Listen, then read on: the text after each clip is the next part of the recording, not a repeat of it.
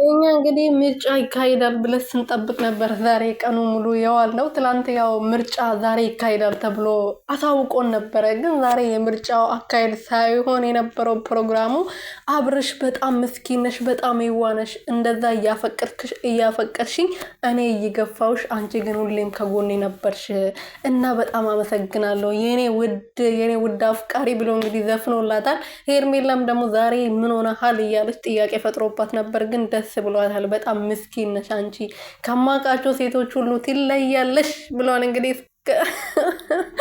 ወይኔ እናቴ ድረሺ። ሰላም ሰላም ቤተሰብ እንዴት ናችሁልኝ? እኔ ያለው ፈጣሪ የተመሰገነው። በያላችሁበት ሰላማችሁ በዘት ትርፍርፍ ይበልልኝ። እኔ ውድና ወርቅ የሆናችሁ ቤተሰቦች ማለት ነው።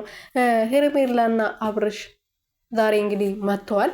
ዛሬ ሲመጡ ብዙዎቻችን ዛሬ የምርጫ ፕሮግራም ነው ብለን ስንጠብቅ ነበረ። ግን እንዳሰብነው አይደለም።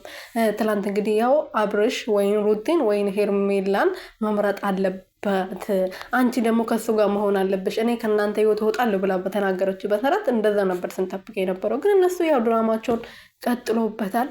አብርሃም እንግዲህ ከዚህ በፊት ለሩትዬ የዘፈነላት ዘፈን ነው እንግዲህ ዛሬ ደግሞ ለሄርሜላ የዘፈነው። አረ አብርሃም አንተ ትገርማለህ፣ የምር ትገርማለህ በጣም ማለት ነው። እና ሄርሜላ እንግዲህ ያው ደስ ብሏታል፣ ሞቋታል ማለት ነው። ድራማ እየሰራባት ነው የሚመስለኝ እኔ ሳስበው። ነገ ምርጫው ሲካሄድ ሩትዬን ነው የሚመርጠው። ሲጀመር ይሄ የታወቀ ነገር ነው።